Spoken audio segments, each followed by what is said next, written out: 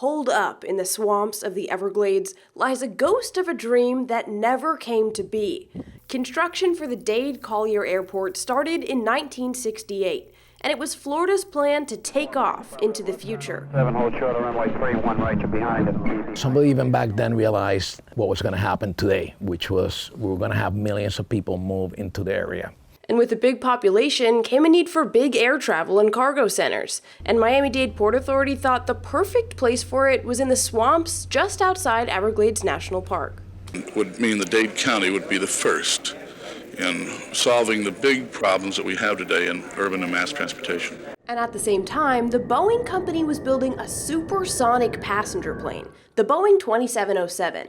With the takeoff blast so loud, it was said that it could shatter windows within a 5-mile radius of the plane.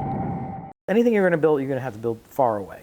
And in 1969, the spot was decided, and all the way from the White House, President Richard Nixon pressed his big red button to send the first blast of dynamite, beginning airport construction 6 miles north of Everglades National Park.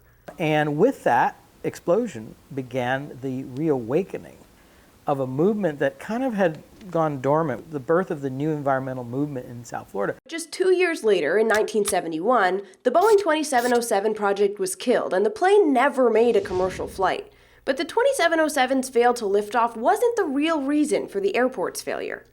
If you build this jetport, it's going to kill this national treasure. Conservationists realized a massive airport would lead to a lot more. The Department of Transportation was dreaming up plans for massive highways across the state and metro rails coming in from Tampa and Miami to bring passengers, which is where Everglades activist Marjorie Stoneman Douglas came into action.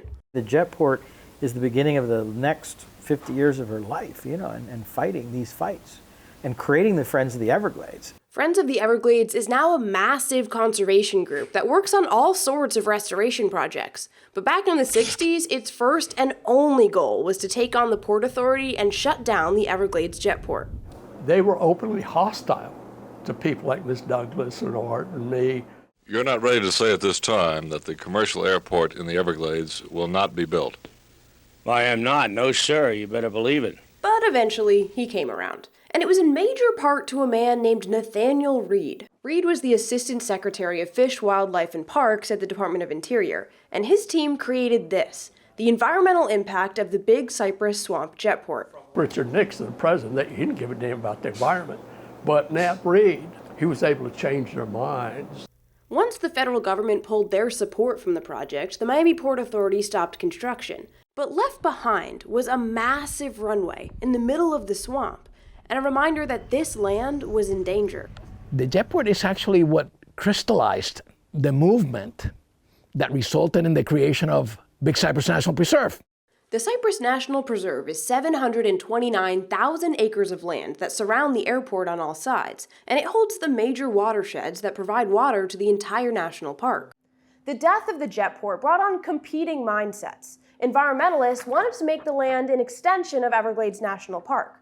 But the people that lived there, like hunters, fishers, and native tribes, protested. They were living on Big Cypress because they had gotten kicked off the land in Everglades National Park in 1947. And they wanted to protect the land, but also keep their homes and businesses. So the groups came up with a big compromise. It wasn't going to be a park. It was a new breed of cat. It was going to be called a preserve. Naming the land a preserve meant residents already living there could keep their homes, and Miccosukee and Seminole tribes could continue to use the land as they always did. Plus, sportsmen could still make a living off the woods and water by leading fishing or eco-tours. But the land was protected from any commercial development.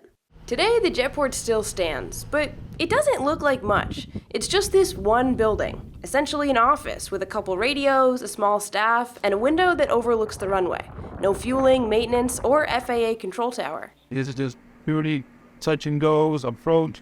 The airport works mostly as a training facility for new pilots and only sees a few planes a day. It's funny that it sits there quiet, but boy did it make a big boom and jumpstart a lot of things.